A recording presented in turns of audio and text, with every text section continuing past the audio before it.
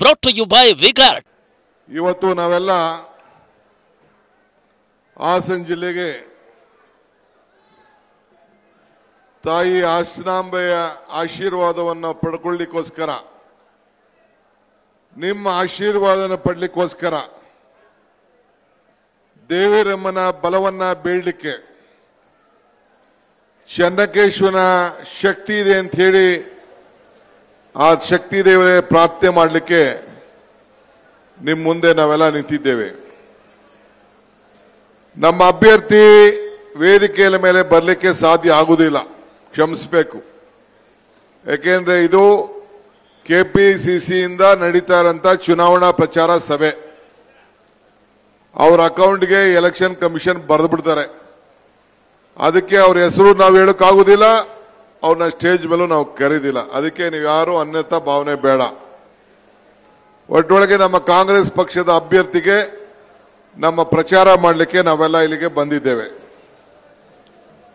ಈ ಚುನಾವಣಾ ಆಯ್ತಪ್ಪ, ಸ್ವಲ್ಪ ಆಮೇಲೆ ಕೂತ್ಕೊಂಡು ಹೇಳ್ತೀನಿ. ಫಸ್ಟ್ ಕ್ಲಾಸ್ ಚೇರ್ಗಳಿದೆ, ಚೇರ್ ಬಿಟ್ಟು ಖಾಲಿರೋ ಚೇರ್ನ ಬಿಡಕೋಬೇಡಿ. ಚೇರ್ಗೆಲ್ಲ ಬಡ್ದಾಡ್ತಾ ಇದೀವಿ ನಾವು.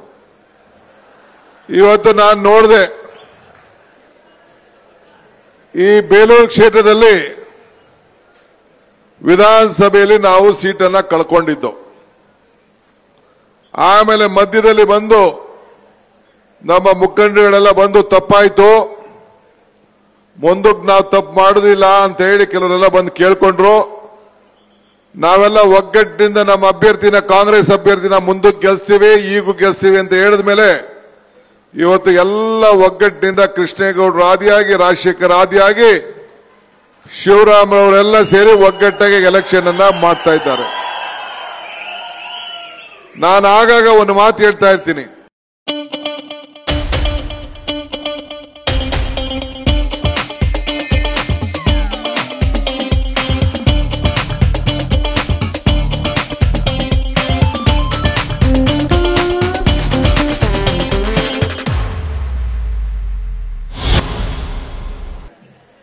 ಜತೆಗೂಡುವುದು ಆರಂಭ,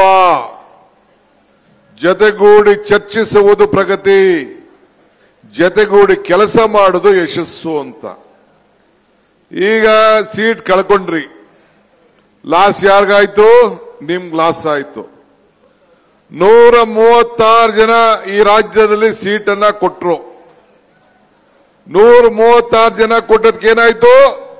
ಈ ರಾಜ್ಯದಲ್ಲಿ ಕಾಂಗ್ರೆಸ್ ಪಕ್ಷ ಬಂತು, ಕಾಂಗ್ರೆಸ್ ಸರ್ಕಾರ ಬಂತು.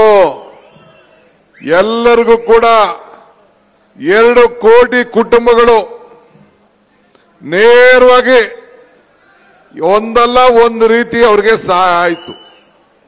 ಸುಮಾರು 7 ಕೋಟಿಲಿ 4.25 ಕೋಟಿ 5 ಕೋಟಿ ಅಷ್ಟು ಜನರಿಗೆ ಸರ್ಕಾರದಿಂದ ನೇರವಾಗಿ ಕಾಂಗ್ರೆಸ್ ಸರ್ಕಾರ, ಸಿದ್ದರಾಮಯ್ಯ ನೇತೃತ್ವದ ಸರ್ಕಾರ ಬಂದದಕ್ಕೆ ಇವತ್ತು ಸಹಾಯ ಆಯಿತು.